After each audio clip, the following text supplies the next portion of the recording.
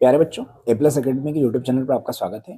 आज हम बात करेंगे चैप्टर 11 हिस्ट्री के, जो कि 2026 के क्वेश्चन इसमें इंपॉर्टेंट क्वेश्चन अपन कर रहे हैं, जो कि लगभग 24, 25, 22 में पूछे गए प्रश्न और आने की संभावना है।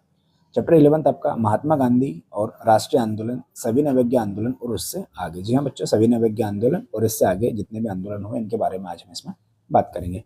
पहला क्वेश्चन बनता है आपका, भारतीय राष्ट्रीय आंदोलन के 1919 ईस्वी से 1947 ईस्वी के काल को गांधी युग के नाम से क्यों जाना जाता है? क्या ऐसा बोला गया है गांधी युग के नाम से इसे क्यों जाना जाता है? देखिए जरा, भारतीय राष्ट्रीय आंदोलन 1919 से 1947 ईस्वी काल को गांधी युग के नाम से इसलिए जाना जाता है क्योंकि इस अवधि में इस समय, अवधि यानी समय बिंदु होती है, इस अवधि में महात्मा गांधी ने राष्ट्रीय आंदोलन के केंद्र बिंदु बने थे। महात्मा गांधी ही राष्ट्रीय आंदोलन के केंद्र बिंदु बने थे। जितने भी राष्ट्रीय आंदोलन हुए थे, कहीं ना कहीं इनमें अहम भूमिका महात्मा गांधी जी की रही थी। अगला क्वेश्चन, क्वेश्चन नंबर दूसरा आपका, महात्मा गांधी का जन्म कब और कहाँ हुआ? 2024 में यह प्रश्न है। महात्मा गांधी का जन्म कब और कहाँ, कब और कहाँ की बात हो रही है तो महात्मा गांधी का जन्म देखिए 2 अक्टूबर 1869 ईस्वी को काठियावाड़, कहाँ है ये काठियावाड़? जो कि गुजरात में। कहाँ है बेटा?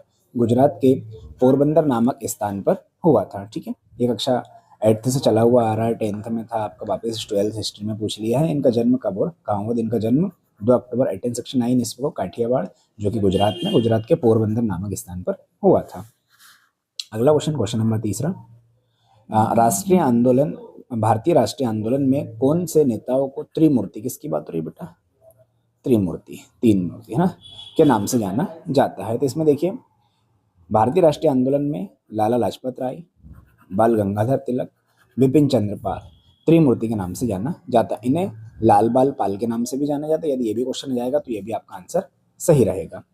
अगला क्वेश्चन, क्वेश्चन नंबर चौथा आपका, महात्मा गांधी ने भारत में सत्याग्रह का प्रथम प्रयोग, है ना, देखिए सत्याग्रह का प्रथम प्रयोग कब और कहां से प्रारंभ किया?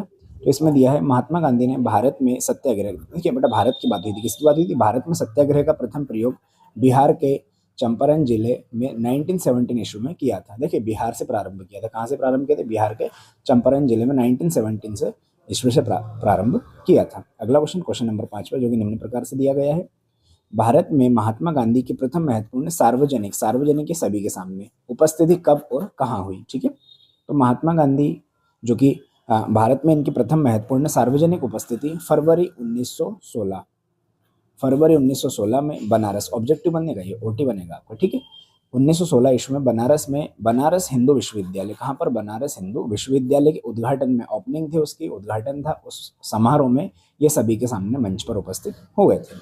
अगला क्वेश्चन नंबर 6, महात्मा गांधी जी ने, है ना, गांधी जी ने चरखे के कौन कौन से लाभ बताए? चरखा होता है, उस कौन कौन से लाभ बताए? 2022 में आया वो प्रश्न। चरखा कौन सा चरखा?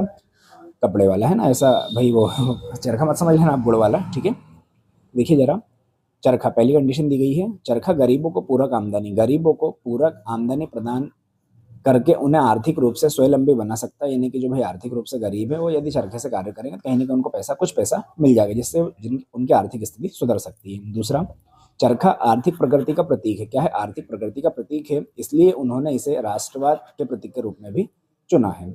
2 पूछे थे, 2 बता दिए। ठीक है, अगला क्वेश्चन, क्वेश्चन नंबर 7,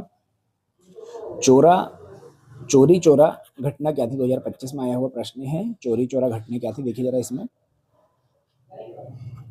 असहयोग आंदोलन के दौरान, किसके? असहयोग आंदोलन के दौरान 5 फरवरी 1922 ईस्वी को उत्तर भारत के गोरखपुर, देखिए उत्तर भारत के गोरखपुर की बात हो, जो उत्तर प्रदेश है, उत्तर प्रदेश है, ठीक है, उत्तर प्रदेश के गोरखपुर जिले में स्थित चोरी चोरा नामक स्थान पर हिंसात्मक घटना घटित हुई। हिंसात्मक घटना क्या हो गई? घटित हो गई। इस घटना में भीड़ ने, इस घटना, जैसे ही घटना हुई तो पब्लिक, बहुत सारी पब्लिक हो गई, तो उस घटना ने जो भीड़ थी, भीड़ ने पुलिस के 22 जवानों को, अब 22 जवान होते हैं, कितने जवान? पुलिस के, ऑब्जेक्टिव आ सकता है, ये ऑब्जेक्टिव बन सकता है कि पुलिस के 22 जवानों को थाने के अंदर जिंदा जला दिया। मतलब जो ये हेडक्वार्टर था, इसमें पुलिस लोग थे, है ना, पुलिस लोग थे, कितने? पुलिस, 22 पुलिस की बात रही, और इसको पूरे में आग लगा दी। उस पुलिस स्टेशन में क्या लगा दी?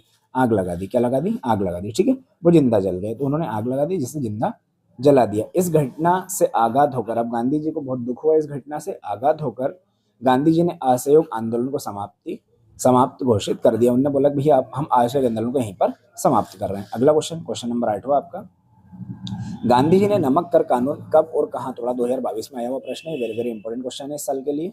ठीक है, तो इसमें गांधी जी ने 6 अप्रैल 1930 ईस्वी को दांडी में नमक कानून को तोड़ा था। कहाँ पर तोड़ा? दांडी में। तारीख क्या थी आपके? ऑब्जेक्टिव बन सकता है इससे। 6 अप्रैल 1930 ईस्वी में दांडी में नमक कानून तोड़ा था। यहीं से सविनय अवज्ञा आंदोलन प्रारंभ, और यहीं से कौन सा ना सविनय अवज्ञा आंदोलन प्रारंभ हुआ था। अगला क्वेश्चन नंबर 9 आपका निम्न प्रकार से दिया गया है। गांधी जी की नमक यात्रा के दौरान के 2 प्रभाव लिखिए। गांधी जी की नमक यात्रा के 2 प्रभाव लिखिए। 2025 में आया प्रश्न है, तो उनके प्रभाव जो निम्न प्रकार से दिए गए हैं। पहला, नमक यात्रा ने गांधी जी को समस्त हिंदू, देखिए गांधी जी को समस्त हिंदू के आकर्षण का केंद्र बना दिया था, क्योंकि इस यात्रा को यूरोप प्रेस और अमेरिका प्रेस, यूरोप प्रेस और अमेरिका प्रेस, प्रेस यानी न्यूज चैनल वाले होता है ना, प्रेस कहा जाता है, ने व्यापक कवरेज किया था। इसके बाद दूसरा जो कि आपने निम्न प्रकार से दिया गया है, नमक यात्रा के परिणाम स्वरूप अंग्रेज शासकों को यहाँ एहसास हो गया, देखिए अंग्रेज शासक थे, उनको एहसास हो गया था कि अब उनकी सत्ता ज्यादा दिन तक नहीं टिक पाएगी और उन्हें भारतीय को भी सत्ता में हिस्सा देना पड़ेगा। अंग्रेज समझ गए थे नमक कानून जब हुआ था कि भाई अब हमारी सत्ता लंबे समय तक नहीं चलने वाली और हमें अब भारतीय लोगों को हिस्सा देना पड़ेगा। प्रश्न क्रमांक 10वां जो कि निम्न प्रकार से दिया गया है, भारतीयों ने साइमन कमीशन का विरोध क्यों किया? एक प्रमुख कारण बताना, क्या रीजन था उसका, एक कारण के बारे में बात करेंगे अपन, ठीक है।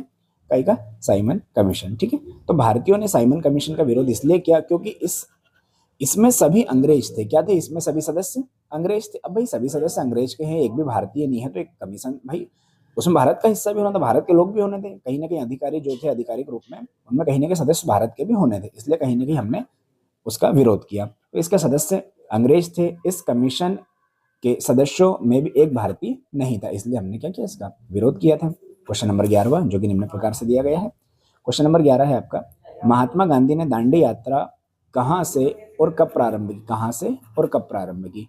तो महात्मा गांधी ने दांडी यात्रा अपने साबरमती आश्रम, कौन सा आश्रम बेटा? ऑब्जेक्टिव के लिए अच्छा, वेरी वेरी इंपॉर्टेंट है, साबरमती आश्रम को 22 मार्च 1930 को प्रारंभ की।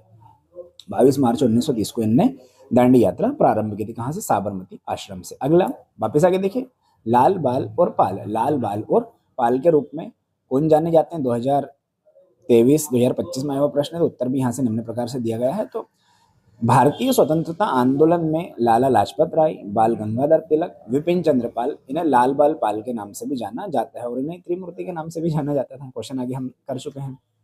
अगला 13वां, प्रथम गोलमेज सम्मेलन कब और कहाँ हुआ? गोलमेज सम्मेलन 2023 में आया हुआ प्रश्न है। तो प्रथम गोलमेज सम्मेलन जो कि 12 नवंबर 1930 से 13 जनवरी 1931, देखिए कब से कब तक रहा? 12 नवंबर 1930 से 13 जनवरी 1931 तक लंदन में आयोजित किया गया। कहाँ पर? लंदन में आयोजित किया गया था। अगला क्वेश्चन नंबर 14, क्रिप्स मिशन कब भारत आया? इसका क्या उद्देश्य था? देखिए क्रिप्स मिशन की बात करेंगे, भारत क्या है और इसके उद्देश्य के बारे में बात करेंगे, तो इसका उत्तर दिया है क्रिप्स मिशन 23 मार्च 1942, 23 मार्च 1942 ईस्वी को दिल्ली पहुंचा था। कहाँ पहुंचा था ये?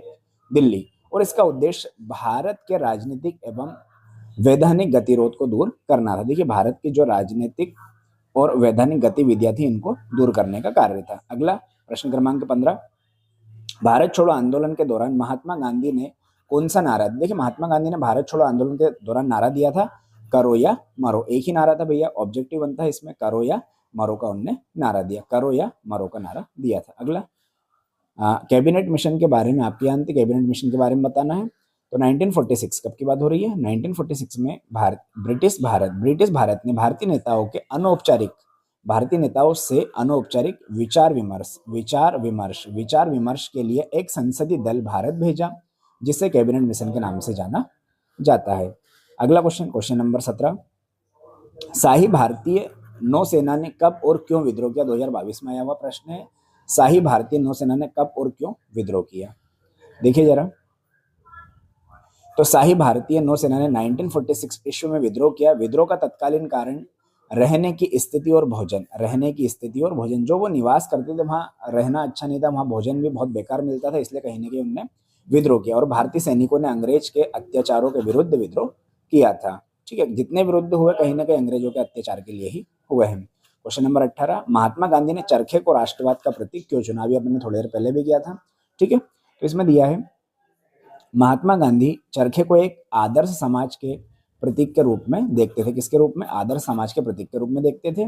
वे प्रतिदिन अपना कुछ समय चरखा चलाने में व्यतीत करते थे, यानी कि वो स्वयं अपना कुछ समय चरखा चलाने में करते थे व्यतीत करते थे। उनका विचार था कि चरखा गरीबों को पूरक आमदनी प्रदान करके उन्हें आर्थिक दृष्टि से, कौन सी दृष्टि से, आर्थिक दृष्टि से स्वावलंबी बना सकता है। उनके अनुसार भारत एक गरीब देश है। अब वो मानते थे कि भारत क्या है, एक गरीब देश है, और चरखे को पूरक आमदनी प्रदान, अब चरखा पूरक आमदनी प्रदान करेगा जिससे वे स्वावलंबी बनेंगे और वहां स्वावलंबी बन सकते हैं। चरखा उन्हें बेरोजगारी, देखिए बता रहा है, बेरोजगारी और गरीबी से छुटकारा दिलाने में मदद कर सकता है। बेरोजगारी और गरीबी में छुटकारा दिलाने में मदद कर सकता है। वास्तव में यदि रियलिटी हम देखें तो वास्तव में चरखे के साथ गांधी जी भारतीय राष्ट्रवाद की सर्वाधिक स्थायी पहचान बन गए। क्या बन गए थे, स्थायी पहचान बन गए थे। जैसे ही वो स्थायी पहचान, मतलब कुल मिला के गांधी जी ने बोला कि भाई आप चरखे का प्रयोग करो, किसका प्रयोग करो, राष्ट्रवाद के लिए उन्होंने कहीं ना कहीं चरखे का प्रयोग बताया था। क्वेश्चन नंबर 19वां, किसान महात्मा गांधी को किस तरह देखते, 2024 में आया हुआ प्रश्न है। किसान महात्मा गांधी को किस तरह से देखते हैं, कि मतलब उनको गांधी जी को क्या मानते थे, किस तरह से देखते थे, इसके बारे में बताया गया है। तो भारत के किसानों के लिए गांधी जी एक उद्धारक के सामने थे। देखिए उद्धारक के रूप में बने थे, उद्धारक के समान थे। और भारतीय किसानों ने गांधी जी को गांधी बाबा, गांधी महाराज अथवा महात्मा जैसे अनेक सम्मान सूचक नामों से जाने जाते। गांधी जी को बहुत सारे नाम जैसे इसमें दिया है, गांधी जी, गांधी बाबा, गांधी महाराज अथवा महात्मा जैसे अनेक सम्मान सूचक, जैसे सम्मान मिलता था ऐसे नाम से, जिन्होंने सम्मान मिलता था, नामों से जाने जाते थे। भारतीय किसानों का यह मानना था कि भारतीय किसान थे वो यह मानते थे कि गांधी जी उन्हें लगान की ऊंची, जैसे टैक्स होता ना, लगान की ऊंची दरों और दमनकारी अंग्रेज अधिकारों से बचा सकते हैं। अधिकारी जितने भी थे जिन पर वो दमनकारी सही रूप से, मतलब उनकी पावर का गलत उपयोग करते थे उन लोगों पर, तो उन अधिकारियों से बचा सकते थे। इसके अतिरिक्त गांधी जी ही उनकी मान मर्यादा, किसकी बात हो रही है, गांधी जी ही उनकी मान मर्यादा और स्वायत्ता को वापस दिला सकते थे। गांधी जी की गरीब जनता विशेषकर विशेषकर किसान महात्मा गांधी की सात्विक जीवन शैली तथा उनके द्वारा ग्रहण किए गए धोती कुर्ते, अब जो गांधी जी ने धोती कुर्ते पहने थे और जो गरीब लोग थे उनको बहुत मानते थे, जैसे प्रतीकों से बहुत प्रभावित हुए। जैसे वो कपड़े वगैरह, रहन सहन था, उनसे लोग काफी प्रभावित हुए क्योंकि वो एक साधारण से इंसान जैसे दिखाई देते थे। गांधी जी जाति के एक व्यापारी थे। क्या थे, जाति के एक व्यापारी थे और पेशे से एक वकील थे। यानी क्या कार्य करते थे वो, पेशे का मतलब मनी वाली बात नहीं, और पेशे मतलब वकील, है ना, क्या कार्य करते, पैसे से वो वकील थे। लेकिन फिर भी उनका सादगीपूर्ण जीवन शैली और गरीबों के प्रति उनकी सहानुभूति उन्हें जनसाधारण के बहुत निकट ले आई। धीरे धीरे जनता उनके बहुत निकट आ गई थी। अगला प्रश्न जो कि निम्न प्रकार से दिया, प्रश्न क्रमांक 20वां, देख लीजिए जरा। महात्मा गांधी की भारतीय स्वतंत्र आंदोलन में भूमिका का वर्णन कीजिए। महात्मा गांधी ने स्वतंत्र आंदोलन में क्या क्या भूमिका निभाई थी, 2022 में आया हुआ प्रश्न है, 2024 में आया हुआ प्रश्न है। तो महात्मा गांधी भारत के ही नहीं अपितु विश्व के महान विभूतियों में से एक है। महात्मा गांधी को भारत में नहीं, मतलब भारत में नहीं, संपूर्ण पूरे विश्व की बात करें उसमें महान विभूतियों में से एक माना जाता है। इनके जन्म के बारे में बताया है, जो कि अभी अपने थोड़ी देर पहले वीडियो में पहले वाले क्वेश्चन में देखा था कि 2 अक्टूबर 1869 ईस्वी को काठियावाड़ के पोरबंदर नामक नगर में हुआ। इनके पिताजी का नाम बताया, किनके घर हुआ, करमचंद के घर हुआ था। इनकी माता का नाम दिया गया है पुतलीबाई। इनका मूल नाम क्या नाम था इनका, मोहनदास करमचंद गांधी था। अब देखिए अब यहाँ से बात हो रही है, ठीक है, ये तो उनका डिटेल हो गया, क्या क्या नाम, कहाँ इनका जन्म हुआ। यहाँ से पढ़ेंगे अपन। 14 वर्ष की अल्प आयु में, कितने वर्ष की, 14 वर्ष की अल्प आयु में इनका विवाह कस्तूरबा से हो गया। किससे हुआ था, कस्तूरबा से हो गया था, है ना। इसके बाद इन्होंने मेट्रिकुलेशन की परीक्षा उत्तीर्ण करने के पश्चात वकालत की उच्च शिक्षा प्राप्त करने के लिए यहाँ इंग्लैंड गए। कहाँ चले गए थे, उच्च शिक्षा के लिए यहाँ इंग्लैंड गए, और 3 वर्ष पश्चात वहाँ सफल बैरिस्टर बनकर लौटे। यानी कि उन्होंने परीक्षा वगैरह पास कर ली, वहाँ पे 3 वर्षों तक रहे, उसके बाद वह वापस आ गए और वकालत प्रारंभ की। उन्होंने क्या कर दी, वकालत प्रारंभ कर दी। अब 1893 की बात है, कब की बात है, 1893 ईस्वी में वहाँ दक्षिण अफ्रीका गए। कहाँ गए, दक्षिण अफ्रीका गए, और वहाँ 20 वर्षों तक रहे। कितने वर्ष तक रहे, देखिए 20 वर्षों तक कहाँ रहे थे वो, दक्षिण अफ्रीका गए और वहाँ 20 वर्षों तक रहे। वहाँ उन्हें रंग भेदभाव के कटु अनुभव हुआ, और रंग भेदभाव के कटु अनुभव हुए। भाई रंग भेदभाव मतलब गोरा काला या जातिगत की अपन बात करेंगे तो रंग भेदभाव में, अतः उन्होंने दक्षिण अफ्रीका में रंग भेद की नीति के खिलाफ आवाज उठाकर मानवता के इतिहास में एक नया अध्याय जोड़ दिया। उन्होंने बोला कि हम सब भाई एक हैं, हम रंग भेदभाव नहीं देखना चाहिए, ठीक है। इसके बाद 20 वर्ष के उपरांत 1914 ईस्वी में जब जब गांधी जी भारत वापस लौटे, कब कहाँ लौटे वो, गांधी जी भारत आए, तब प्रथम विश्व युद्ध छिड़ा हुआ था। कौन सा विश्व युद्ध चल रहा था? प्रथम विश्व युद्ध चल रहा था, इन्हें छिड़ा हुआ था। इस दौरान गांधी जी ने ब्रिटिश सरकार, कौन सी गवर्नमेंट की बात हो रही है, ब्रिटिश सरकार के प्रति सहयोगात्मक रुख अपनाया। परंतु जब युद्ध समाप्त हुआ तो बाद में रॉलेट एक्ट पारित किया गया। उसके बाद क्या कर दिया हमने, रॉलेट एक्ट पारित किया गया। तो उन्होंने पंजाब में किए गए अत्याचारों तथा खिलाफत के प्रश्न पर ब्रिटिश सरकार के विरुद्ध असहयोग आंदोलन प्रारंभ कर दिया कि हम अब आपकी हेल्प नहीं करें, क्योंकि यहाँ कौन सा एक्ट, रॉलेट एक्ट जारी कर दिया था। कुछ ही समय में उनकी ख्याति सर्वत्र व्याप्त हो गई, यानी लोग उन्हें और भी ज़्यादा से ज़्यादा मानने लग गए। उन्होंने 1915 ईस्वी से लेकर 1947 तक, है ना, 1915 से लेकर 1947 तक कांग्रेस और राष्ट्रीय आंदोलन का नेतृत्व किया। कांग्रेस पार्टी का नेतृत्व भी गांधी जी। इसी कारण उन्हें भारतीय राष्ट्रीय आंदोलन का कर्णधार भी कहा जाता है। समस्त संसार का ध्यान गांधी जी की ओर आकृष्ट हो गया, यानी कि सभी लोग गांधी जी को आसानी से पहचान लग गए। उन्होंने पशुबल के समक्ष आत्मबल का शस्त्र निकाला, पशुबल के समक्ष आत्मबल का शस्त्र निकाला। तोपों और मशीन गनों का सामना करने के लिए उन्होंने अहिंसा का आश्रय लिया। किसका आश्रय लिया? अहिंसा का आश्रय लिया। गांधी जी ने भारत की स्वतंत्रता के लिए 3 महत्वपूर्ण आंदोलन, पहला असहयोग आंदोलन, दूसरा सविनय अवज्ञा आंदोलन, तीसरा भारत छोड़ो आंदोलन चलाए गए, जिससे अंत में विवश होकर, यानी कि घबराना, विवश यानी घबराना, 15 अगस्त 1947 ईस्वी को अंग्रेजों ने भारत को स्वतंत्र कर दिया। सांप्रदायिक सौहार्द की जीवन रखने वाली इस महान आत्मा ने लगभग 30 वर्षों तक, कब तक? 30 वर्षों तक भारतीय स्वतंत्र आंदोलन को एक नई दिशा प्रदान की। इसको गांधी जी की बात हो रही है, दिशा, है ना। नाथूराम गोडसे की गोली का शिकार होकर 30 जनवरी 1948 को ये महायात्रा के लिए प्रस्थान करना पड़ा। इनको महायात्रा के लिए क्या करना पड़ा? प्रस्थान करना पड़ा। नाथूराम गोडसे, गांधी जी को 30 जनवरी 1948 को गोली मारी थी नाथूराम गोडसे ने, जिससे उनकी मृत्यु हो गई थी। अगला question question number 21वां, Gandhi ji की नमक यात्रा क्यों उल्लेखनीय थी? 2023 में आया हुआ प्रश्न है।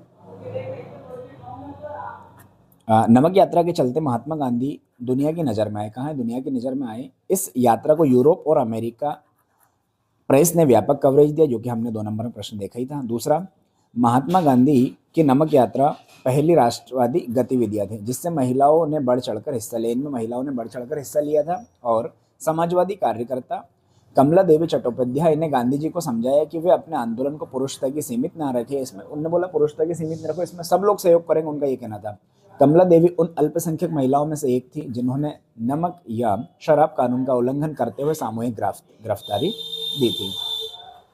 तीसरा, नमक यात्रा के कारण ही गांधी जी को यहाँ नमक यात्रा के कारण ही अंग्रेजों को यहाँ एहसास हुआ था कि अब उनका शासन बहुत दिनों तक नहीं टिकने वाला है और भारतीयों को सत्ता में हिस्सा देना पड़ेगा। चौथा, इस नमक यात्रा के परिणाम स्वरूप पहला गोलमेज सम्मेलन, देखिए पहला गोलमेज सम्मेलन कहाँ हुआ था? ये नवंबर 1930 ईस्वी में लंदन में हुआ था। कहाँ हुआ था? लंदन में हुआ था। ये ओटी बनता है, क्या बनता है आपका यहाँ से? ओटी बनेगा। पांचवा, नमक यात्रा, दांडी यात्रा के साथ ही सविनय अवज्ञा आंदोलन शुरू हो गया था। इससे देशव्यापी प्रदर्शन व आंदोलन की बाढ़ आ गई थी। गांधी जी द्वारा नमक कानून तोड़ने से देश यहाँ कहीं ना कहीं देश और जनता में बल हो गया था कि हम कहीं ना कहीं अब अंग्रेजों से आसानी से जीत सकते हैं। इसके बाद प्रश्न क्रमांक 22वां, रॉलेट अधिनियम के बारे में आपके जानते हैं, संक्षेप में बताना। रॉलेट एक्ट के बारे में बताएं, देखिए जरा, स्क्रीनशॉट ले सकते हैं आप। प्रथम विश्व युद्ध के पश्चात ब्रिटिश शासन की नीतियों के परिणाम स्वरूप संपूर्ण भारत में असंतोष एवं क्षोभ की भावना प्रबल हो रही थी। उस पर अंकुश लगाने के लिए सरकार को जिन कानून की आवश्यकता थी, ऐसे कानून बनाए थे उन्होंने जिन कानूनों की आवश्यकता थी, इस विषय पर विचार करने के लिए सर सिडनी रॉलेट, क्या नाम है? सर सिडनी रॉलेट को नियुक्त किया गया। सर सिडनी रॉलेट ने अपने रिपोर्ट में कहा कि तत्कालीन परिस्थिति, उस समय बहुत विकराल परिस्थिति थी, तत्कालीन परिस्थिति में ऐसे कानून की आवश्यकता है जिसके द्वारा राजद्रोहात्मक गतिविधियों के संदेह में किसी व्यक्ति को बिना मुकदमा चलाए बंदी बना सकते हैं। यानी कि वो राज्य में यदि विद्रोह की परिस्थिति बनती है, राजद्रोह होता है, राज विद्रोह में परिस्थिति बनती है कि किसी किसी भी प्रकार से वो ऐसी हरकतें करता है तो उसे क्या बंदी बना सकते हैं, जिसमें जमानत लेने का कार्य, अब जमानत की बात हो रही है, जमानत लेने का कार्य पर प्रतिबंध लगाने का अधिकार सरकार को प्राप्त हो सके। इसी आधार पर 1919 ईस्वी में रोलेक्ट अधिनियम पारित किया गया। इस अधिनियम के पारित होने पर अत्यंत दूरगामी परिणाम हुआ, कहीं ना कहीं बहुत बड़ा परिणाम हो गया था। रोलेक्ट एक्ट में जो भी लोग यदि किसी प्रकार जो ब्रिटिश सरकार के खिलाफ जाते तो उन्हें अनिश्चित समय तक जेल में डाल दिया जाता था और उनकी जमानत भी नहीं होती थी। तो प्यारे विद्यार्थियों, अभी तक यदि आपने लाइक, कमेंट, शेयर, सब्सक्राइब नहीं किया हो तो कृपया करें।